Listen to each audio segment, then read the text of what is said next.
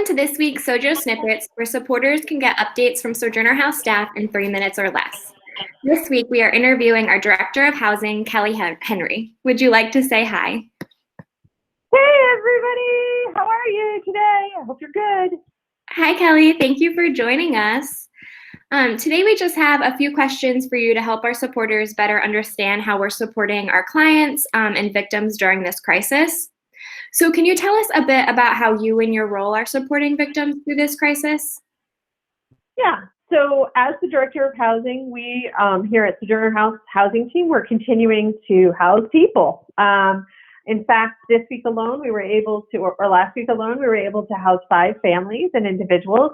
One of our families was a woman in her 50s and her adult daughter who has disabilities. They had been living in a tent here in the city of Providence behind a church, and they had suffered they had lived there the whole winter.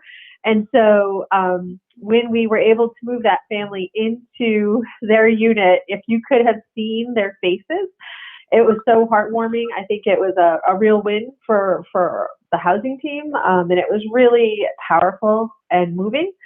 We've also been able to, we've had an overwhelming increase in calls for housing assistance or rental assistance.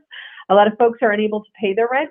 And so in the last 3 weeks, we've been able to get out about $24,000 in rental assistance to, over 20 families, which has been really helpful to the community, but we're still seeing more calls.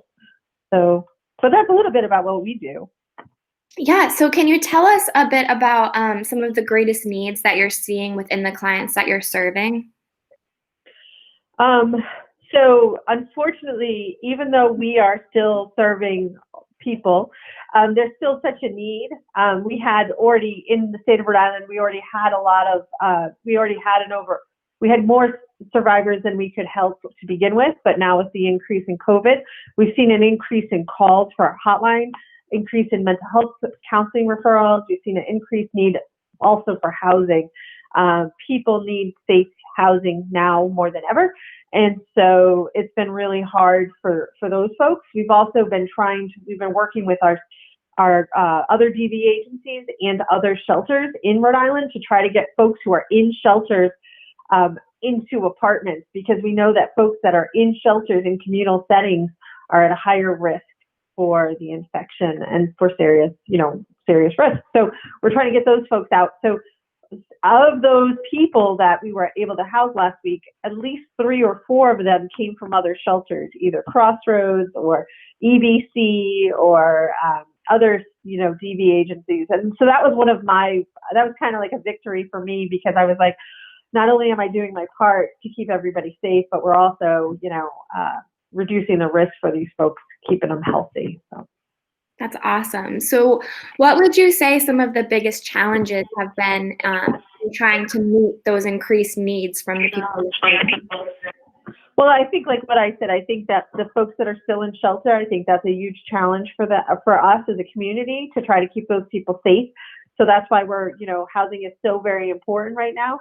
I think rental assistance is also really important. We've got to keep people housed so they don't have to come to shelter or put themselves in unsafe situations. And so I think those are 2 of our biggest concerns right now. And I know the community has been, rallying behind us and really trying to help in any way that they can. How would you best suggest that the community can help your program? Well, I want to say thank you from the bottom of my heart, because so much of that money that we were able to provide in rental assistance was from the community, directly from you guys. So thank you, thank you, thank you. Every single person that we were able to help was so very grateful, and it was so impactful to them that you can't even begin to know how much I love all of you. But unfortunately, we still need more funds. We still have, we get calls every single day for folks who need rental assistance. And now we're back, and now May has started and we have depleted all our funds. And so if you're able to give any amount, that would be so incredibly helpful. And so much of the funds that people donate go right back to our clients and into the community. And so that would be really helpful. Other things that we need is, because we are still seeing clients face to face, we can use masks.